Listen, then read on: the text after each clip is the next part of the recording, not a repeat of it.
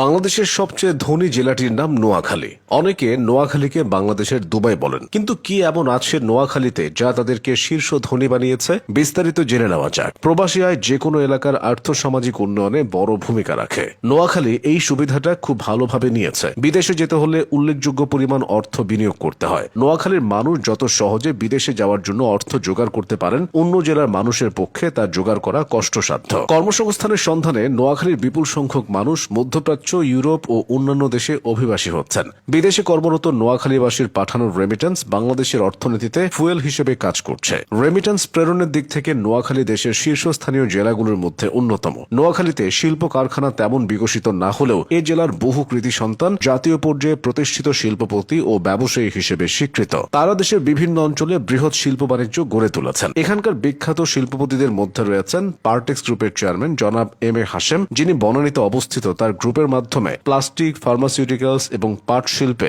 দেশ বিদেশে সুনাম কুড়িয়েছেন। একইভাবে বেঙ্গল গ্রুপের চেয়ারম্যান জনাব মোর্শেদ এমপি এবং গ্লোব গ্রুপের চেয়ারম্যান জনাব হারুনুর রশিদ নোয়াখালীর কৃতি সন্তান। এছাড়াও ফার্মাসিউটিক্যালস খাতে সানম্যান গ্রুপের চেয়ারম্যান অবসরপ্রাপ্ত মেজর আব্দুল মান্নান, ইন্ট্রাম্যাক্স গ্রুপের এমডি জনাব এটিএম এনায়েতুল্লাহ এবং আজিম গ্রুপের প্রতিষ্ঠাতা জনাব ফজলে আজিমের মতো ব্যক্তিত্বরা নোয়াখালীর নাম উজ্জ্বল করেছেন। এই জেলার এই শিল্পপতিরা শুধু নোয়াখালীর উন্নয়ন নয়, গোটা দেশের উন্নয়নে ভূমিকা রাখছেন। বর্তমানে নোয়াখালী যতটা উন্নত তার চেয়ে দ্বিগুণ উন্নত হওয়ার সুযোগ তাদের আছে। এই অঞ্চলে জমির দাম ক্রমাগত বৃদ্ধির প্রবণতাকে কাজে লাগিয়ে পরিকল্পিত আবাসন, বাণিজ্যিক জোন ও পর্যটন বান্ধব অবকাঠামো গড়ে তোলা যেতে পারে। বিশেষ করে নিঝুম দ্বীপের মতো প্রাকৃতিক সম্পদকে ইকো ট্যুরিজমের কেন্দ্রবিন্দু হিসেবে গড়ে তোলা গেলে এটি জাতীয় ও আন্তর্জাতিক পর্যটকদের আকর্ষণের হটস্পটে পরিণত হতে পারে। এছাড়া ম্যানগ্রোভ বনায়ন ও ফ্লোটিং ফার্মিং এর মতো জলবায়ু সহিষ্ণু উদ্যোগ প্রাকৃতিক দুর্যোগ মোকাবেলায় সহায়ক হবে। বিশ্বজুড়ে ছড়িয়ে থাকা নোয়াখালীর প্রবাসী জনশক্তি যে বিপুল পরিমাণ রেমিটেন্স প্রেরণ করেন, তা শিল্পায়ন,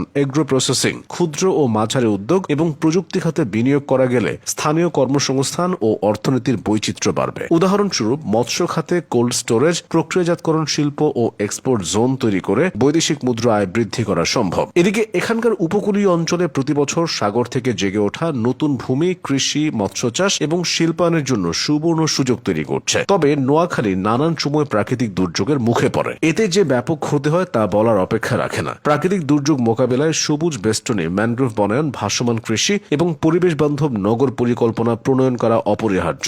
এক্ষেত্রে আন্তর্জাতিক সংস্থাগুলোর সহায়তায় জলবায়ু তহবিলের সদ্ব্যবহার করা যেতে পারে। নোয়াখালীর উন্নয়নের যাত্রা বাধাহীন থাকলে তারা বাংলাদেশের অর্থনৈতিক উন্নয়নের প্রাণকেন্দ্রে পরিণত হতে পারে। নোয়াখালী তখন বিভাগীয় মর্যাদাও পেতে পারে।